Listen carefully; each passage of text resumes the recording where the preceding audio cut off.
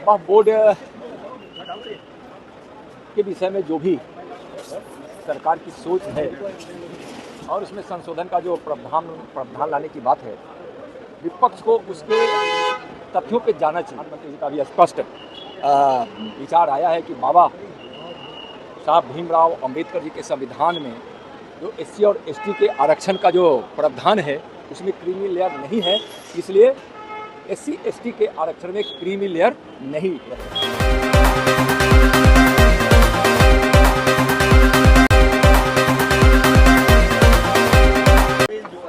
Opposition लगातार इसका oppose कर रहा है, क्या वक्फ बोर्ड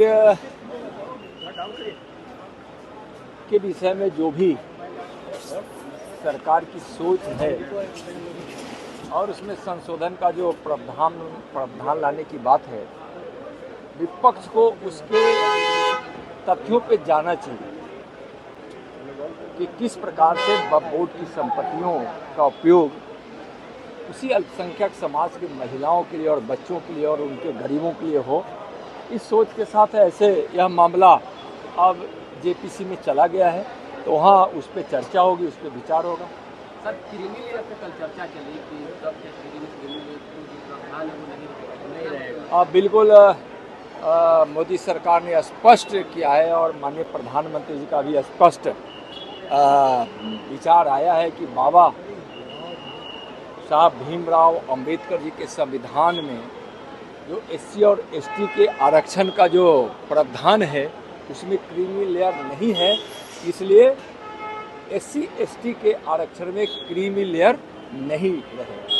बांग्लादेश में नई सरकार का गठन हुआ है, प्रधानमंत्री ने ट्वीट कर कहा है कि वहाँ के हिंदू और अल्पसंख्यकों की सुरक्षा सुनिश्चित की जाए, लेकिन कांग्रेस की तरफ से ट्वीट तो किया गया, बधाई तो दी गई, लेकिन सुरक्षा की बात नहीं कही। देखिए, कांग्रेस की अलग सोच है, वह तुष्टीकरण की राजनीति करते हैं और उनके हर बात और हर सोच के तहत अपनी सत्ता की सोच ज़्यादा होती है। माननीय प्रधानमंत्री जी और उनके नेतृत्व वाली केंद्र की सरकार बांग्लादेश की स्थिति पर लगातार नज़र बनाए हुए हैं और वहाँ हिंदू सुरक्षित रहे, जो भी भारतीय वहाँ हैं सुरक्षित रहे, इसके लिए बड़े अधिकारी भारत सरकार के लगातार वहाँ के संपर्क में हैं और माननीय गृह मंत्री जी ने वहाँ एडीजी बीएसएफ के अध्यक्षता में एक उच्च स्तरीय कमेटी भी बना दिए हैं। गृह मंत्रालय द्वारा उसकी सूची भी जारी हो गई है और वह लगातार पूरी तरह से निगरानी बनाए हुए है। बीएसएफ वहाँ बहुत चौकस है। सर, बिहार में 4 जगहों पे उपचुनाव होना, उससे पहले तेजस्वी यादव यात्रा पर निकल रहे हैं, क्या लगता है कि और वहाँ स्पष्ट रूप से बांग्लादेश में जो हिंदू वहाँ सुरक्षित रहे, इसके लिए सरकार चिंतित भी है और उचित कदम भी उठा रही है और लगातार बांग्लादेश से संपर्क में भी है। माननीय प्रधानमंत्री जी बड़ी संवेदनशीलता के साथ और अति महत्वपूर्ण विषय है इस सोच के साथ वह इसको देख रहे हैं और उचित कदम भी उठा रही है और लगातार बांग्लादेश से संपर्क में भी है। माननीय प्रधानमंत्री जी बड़ी संवेदनशीलता के साथ और अति महत्वपूर्ण विषय है इस सोच के साथ वह इसको देख रहे हैं। यात्रा पर तेजस्वी यादव निकल रहे हैं, 4 जगहों पे उपचुनाव होना है बिहार में। हाँ, क्या कहेंगे? चारों सीट एनडीए जीतेगी।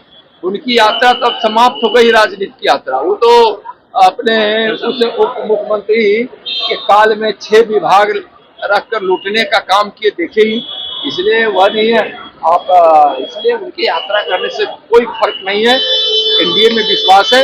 माननीय नरेंद्र मोदी जी विकास की गंगा देश के साथ साथ जो बिहार में रह रही है और एनडीए का नेतृत्व जो हमारे मुख्यमंत्री जी कर रहे हैं, माननीय नीतीश कुमार जी, सब नीतीश कुमार जी की विकास योजना से और माननीय प्रधानमंत्री की विकास योजनाओं से लाभान्वित हो रहे हैं। लोगों को विकास चाहिए, लोगों को अपने बच्चों का भविष्य सुरक्षित चाहिए। बिहार के लोग अब यह सोच रहे हैं बिहार में जात पात की राजनीति नहीं, विकास की राजनीति। प्रधानमंत्री वायनाड के दौरे भी करेंगे सर। जब मंदिर और मठ का जमीन का भी पंजीकरण अनिवार्य कर दिया गया है। जी है, मंदिर और मठों का ठीक है, सरकार पंजीकरण अनिवार्य जमीन का हो गया है। बिहार सरकार ने बड़ा फैसला वो तो फिर मिलते हैं तो और बात करेंगे।